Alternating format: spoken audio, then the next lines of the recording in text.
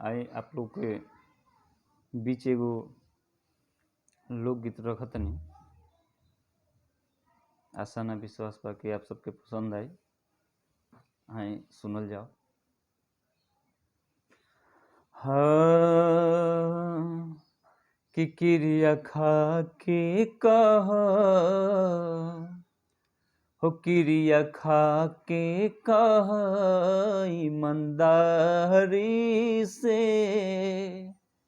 हो, क्रिया खा के कहा ईमानदारी से प्यार नहीं हरे तक रही ससुरारी से, प्यार नहीं हरे तक रही ससुरारी से।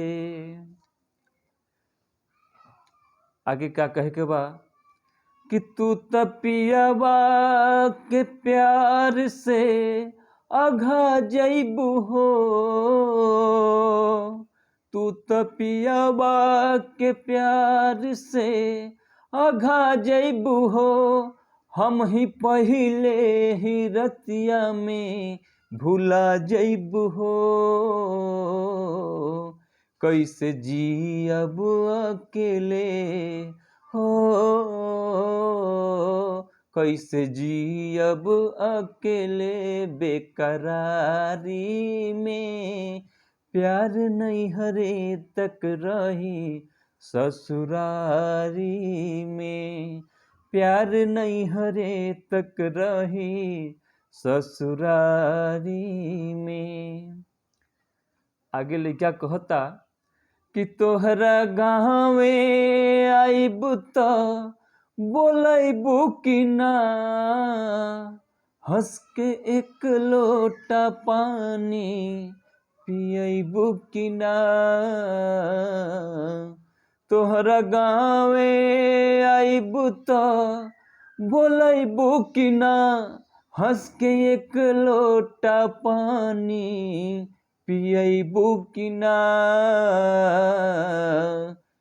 जाए लागब त झकबुनु केवाड़ी से, जाए लागब त झकबुनु केवाड़ी से प्यार नहीं हरे तक रही ससुरारी से, प्यार नहीं हरे तक रही ससुरारी से। लास्ट में लइका कहता पिया परदेस होई त याद आई के, पिया परदेस होई त याद आई के, हंस के दिल में धीरे से गुदगुदा जाई के। याद आई राजू के वफादारी के, याद आई सैनी के वफादारी के, प्यार नहीं हरे तक रही ससुरारी से, प्यार नहीं हरे तक रही ससुरारी से। क्रिया खा के कहा हो,